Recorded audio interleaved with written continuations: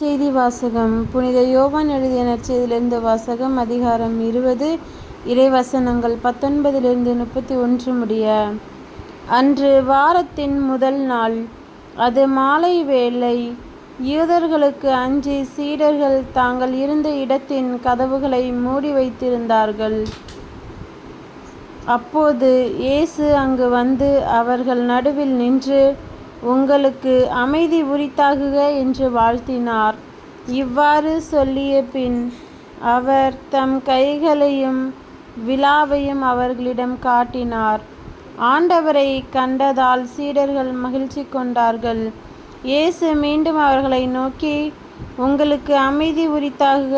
தந்தை என்னை அனுப்பியது போல நானும் உங்களை அனுப்புகிறேன் என்றார். இதை சொன்ன பின் அவர் அவர்கள் மேல் ஊதி, தூய ஆவியை பெற்றுக்கொள்ளுங்கள். எவருடைய பாவங்களை நீங்கள் மன்னிப்பீர்களோ அவை மன்னிக்கப்படும். எவருடைய பாவங்களை மன்னியாதிருப்பீர்களோ அவை மன்னிக்கப்படா என்றார். 12 ஒருவரான திதிம் எனும் தோமா இயேசு வந்தபோது அவர்களோடு இல்லை. மற்ற சீடர்கள் அவரிடம், ஆண்டவரை கண்டோம் என்றார்கள். தோமா அவர்களிடம், அவருடைய கைகளால் ஆணிகளால் ஏற்பட்ட தழும்பை பார்த்து, அதில் என் விரலை விட்டு அவர் விலாவில் என் கையை இட்டாலன்றி நான் நம்ப மாட்டேன் என்றார். 8 நாட்களுக்கு பின் அவருடைய சீடர்கள் மீண்டும் உள்ளே கூடியிருந்தார்கள்.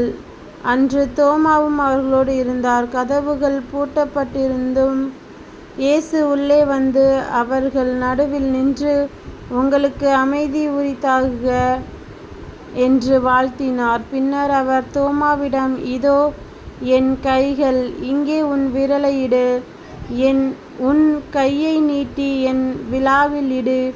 ஐயம் தவிர்த்து நம்பிக்கை கொள் என்றார். தோமா அவரை பார்த்து, நீரே என் ஆண்டவர், நீரே என் கடவுள் என்றார். இயேசு அவரிடம், நீ என்னை கண்டதால் நம்பினாய், காணாமலே நம்புவோர் பேறு பெற்றோர் என்றார். வேறு பல அரும் அடையாளங்களையும் இயேசு தம் சீடருக்கு முன்னிலையில் செய்தார். அவையெல்லாம் இந்நூலில் எழுதப்படவில்லை. இயேசு இறைமகனாகிய மெசியா என நீங்கள் நம்புவதற்காகவும் நம்பி அவர் பெயரால் வாழ்வு பெறுவதற்காகவுமே இந்நூலில் உள்ளவை எழுதப்பெற்றுள்ளன. இது கிறிஸ்துவின் நற்செய்தி. கிறிஸ்துவே உமக்கு புகழ்.